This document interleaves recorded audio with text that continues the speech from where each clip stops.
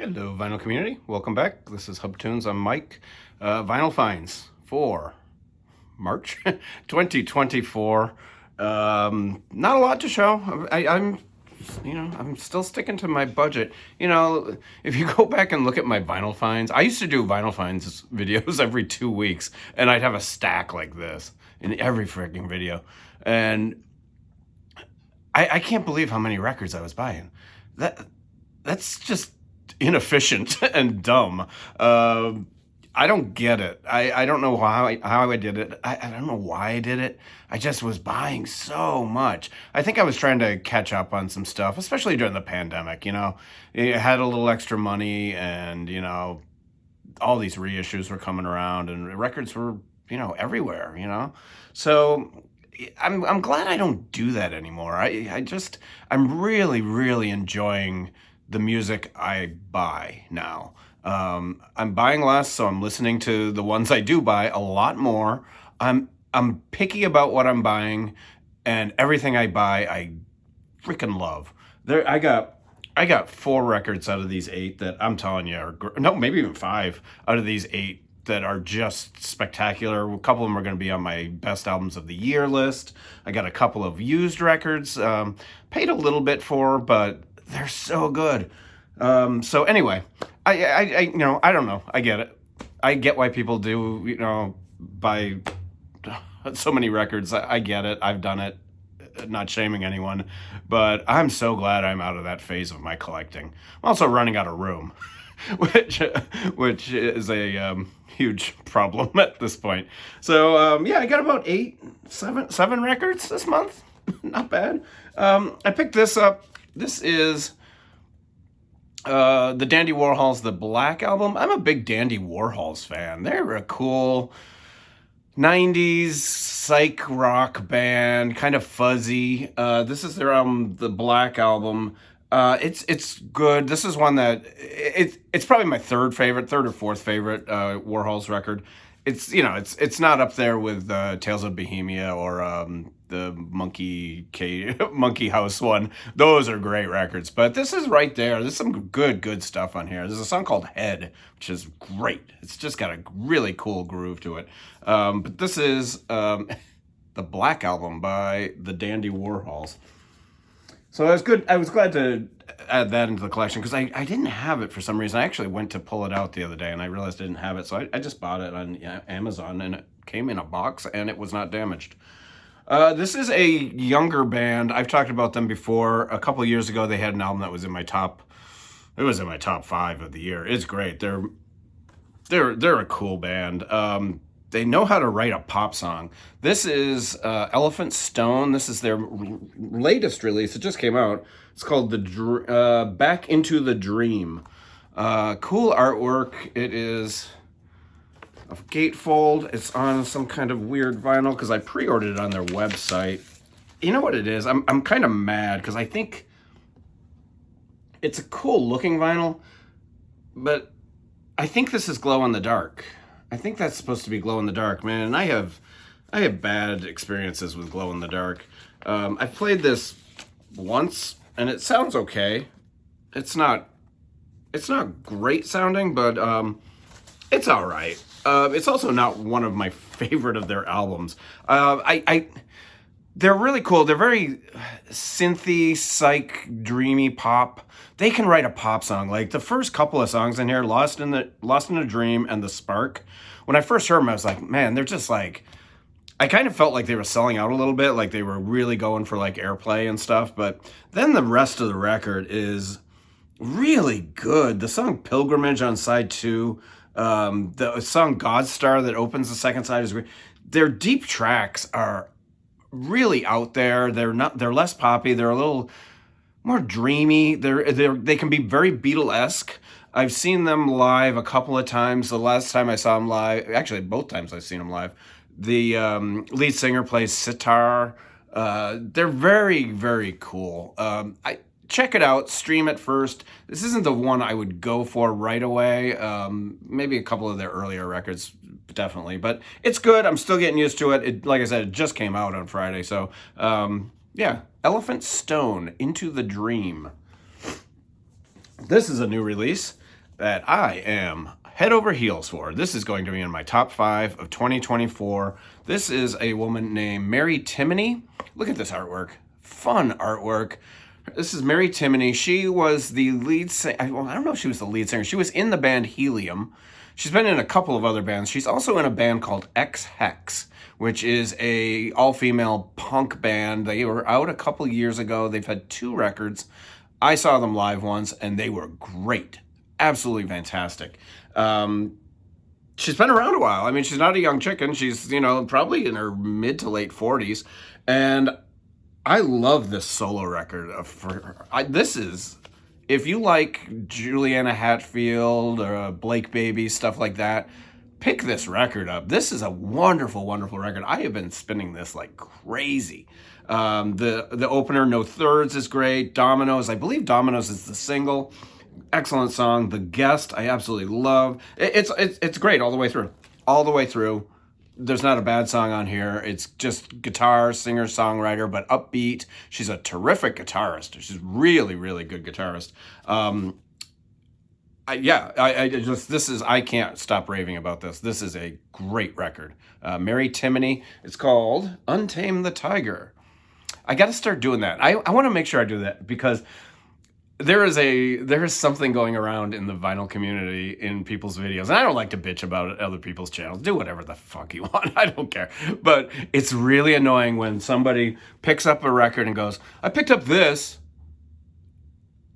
and then doesn't say what it is, doesn't say who it is. Not everyone knows the album cover. Everyone's doing it now. I picked up this the other day. It's pretty good. It's got... Say what it is. Some of us, like, maybe I'm not the only nerd. I don't think I'm the only nerd. But I literally, when I watch people's videos, I sit there with a piece of paper and a pen, writing down albums and artists to check out. And if you don't say who it is, you just... people don't know. And it happens all the time in the vinyl community. People, please, when you show a record, say what it is. Say who it is. And if you talk with your hands, don't if you're a hand talker, don't show records. That's another one that's okay. I'm done. That was a little, sorry about that. So I got a couple of jazz records. I'm saving my 3 big ones for the end, really. I picked up this. I was watching the Jazz Bums, and Felipe on the Jazz Bums, he always... they're all great, but Felipe, for some reason, always shows some stuff every once in a while where I'm just like, damn, it's so, so good. And he turned me onto this. He showed me this the other night. And this is Amaro Freitas, and he is a pianist. This is a cool ass record. It just came out. It's 2024 release. This is going to be another one that's on my list at the best records of the year. This is wonderful. And it is, how do you describe it? It's spiritual, but it's environmental. Like, you got the feel like you're in the jungles. His piano playing is... some of this piano playing, I've never heard piano like this. It's just really, really good. The thing that got me on this is the great Jeff Parker plays guitar on one song, and the incredible harpist Brandy Younger is also on another song. That's the best song on the record, the one that she sits in on. And I dig both of those artists, and they add so much to this record. There's a bunch of other people on here too. Shabaka and Brandy are on one song. The Jeff Parker, I wish he was on more songs, but man, this is great. I highly recommend this. If you like piano, spiritually, just out there. It's not out there though. It's not free jazz or anything, but it puts you in a good mood. It's very mellow and just laid back. Comes with a little Obi strip thing, which I don't know. Do we need these? It was cute at the beginning, but I don't know if we need these. Great stuff. Really, really good. Yeah. Pick it up if you like that kind of stuff. It's not for everybody. This might be my favorite. This is my favorite jazz release of 2024.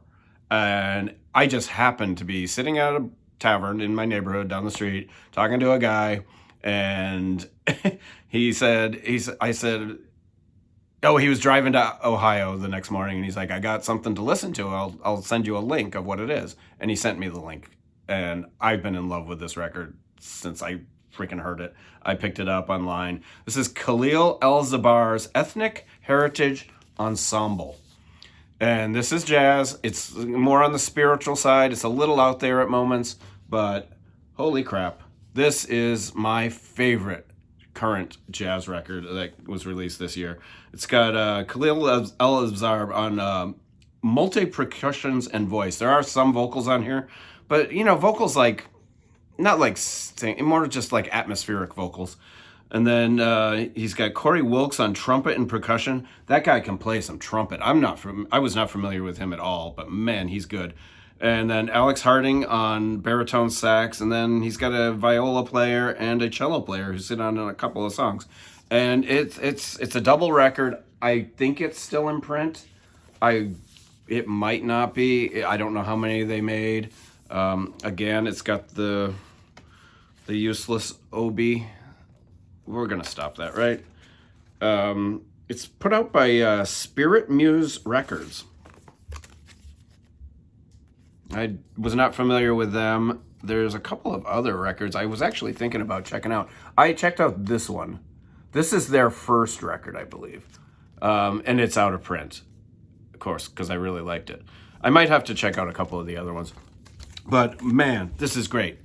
If you guys like this kind of stuff, it's absolutely terrific. Highly recommend that. That is one of my favorite records of the year. And then I got 2 used records. I don't buy a lot of used records. I've been trying to. But man, these are... Somebody on Instagram posted this record. And I'm just weird like that. It sounded interesting, so I just streamed it and I fell in love with it. And it's a wonderful record. This is Mano Diabo, or Dibango. What? This is Soul Makossa. You guys see it. Wow. This is a fun, funky record. The whole thing is absolutely spectacular. Look at these guys. 1972 it was released. This is an OG. It is in mint condition. The sound on this, it's on Atlantic. The sound on this is great. His horn is just funky and loud, and it is. This is a party record. So you put this on and everybody's just gonna be dancing and jiving. It's dancing and jiving. Am I in the 1950s? But the great record. If you like African funk, pick this up. I don't know if it's a rare record. I think I paid $40, but probably too much, but well worth it. It's absolutely minty. It's in great condition. The vinyl is spotless, so very pleased with this. Excellent record. And then this is one that I picked up because, I don't know, I like Lonnie Smith.